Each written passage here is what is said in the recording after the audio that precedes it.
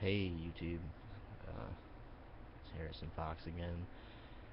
Just making a video um, to talk about my record collection and to test out my mic setup.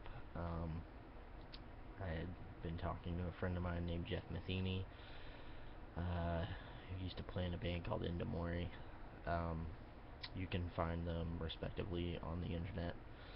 Um, but anyway, he was talking to me about how you could hear what was going on in my videos, but not very well, or good quality rather.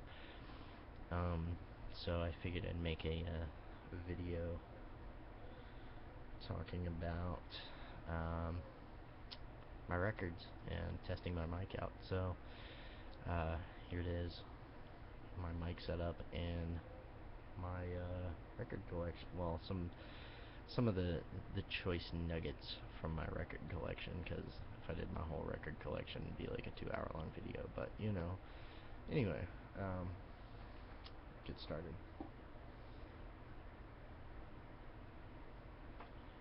Firstly, we have Ice Cream Castle by the motherfucking Time. Morris Day and the motherfucking Time, the arch nemesis of Prince, or the Sign, or whatever you want to call it. Anyway, yeah, Ice Cream Castle, Jungle Love, their hit. You don't know Jungle Love? Fuck you.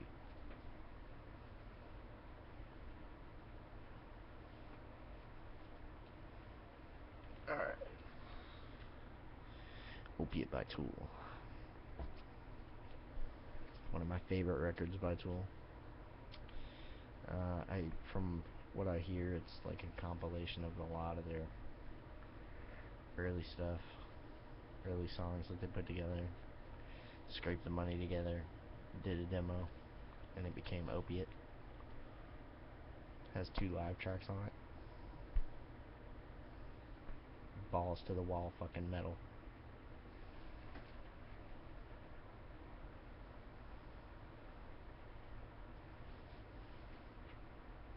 Of course, any record collection is not a record collection, in my opinion, without Brother Hendrix. The god of all shred, the godfather of all shred, the inventor of the shred. But anyway, Hendrix smash hits. Find it respectively on the internet.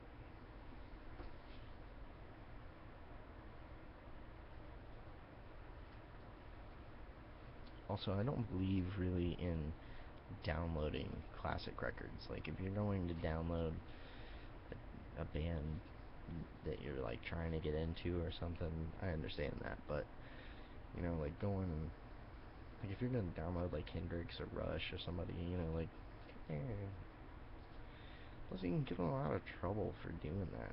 Big record companies want their money. Just saying, people. Don't download your music. Buy their vinyl.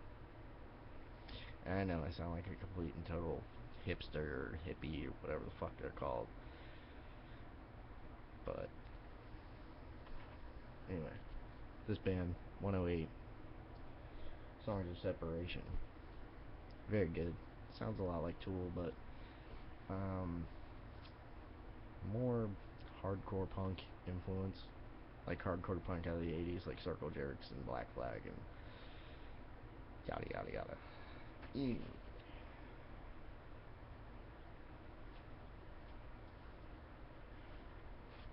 Rush.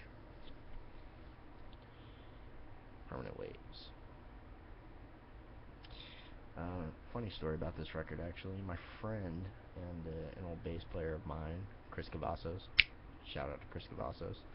Anyway, he was born in the city that this picture is of. I believe it's Austin, Texas.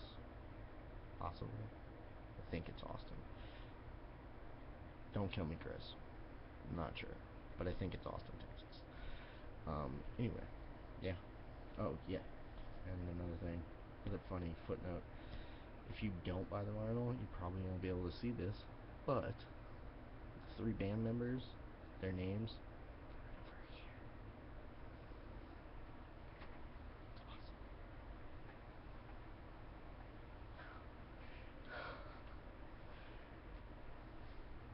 Cat Scratch Fever.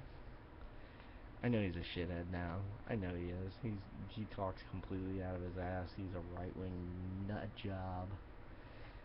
Though guns are cool, I will admit. Tiny explosions that happen in your hand. You kidding me? Guns are cool. Anyway, Cat Scratch Fever, the original, with the cat scratches on the back and everything. Inside cover. Oh, look at that. Gibson Birdland, baby.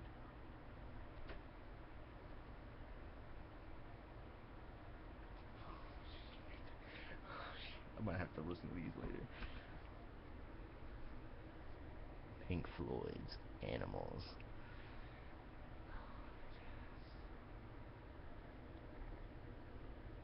Pigs. 3 different kinds. Dogs. Sheep.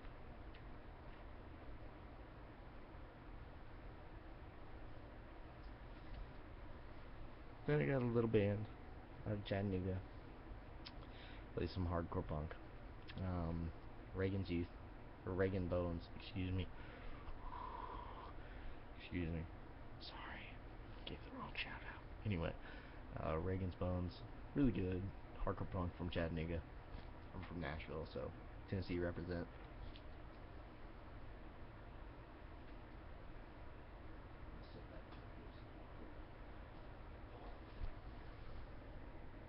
Ace Frehley solo record. What else can I say about it? It's Ace Frehley.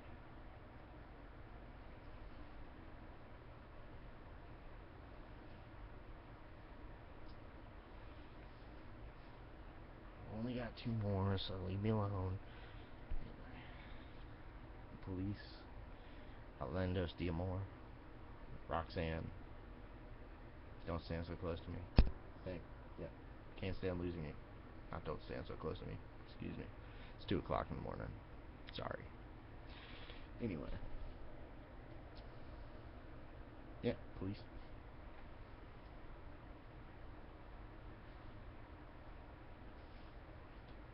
All of my records are old. Like, I don't go buy new records. Well, I do buy new records, but if it's like a newer band, I'll buy the new record. But Black Sabbath. We sold our souls for rock and roll. Tony Iommi, Bill Ward, Geezer Butler, and of course Ozzy Osbourne. Anyway, funny story about this record. A friend of mine named Zach Wakefield, who plays in a band called The Lines in the Sky.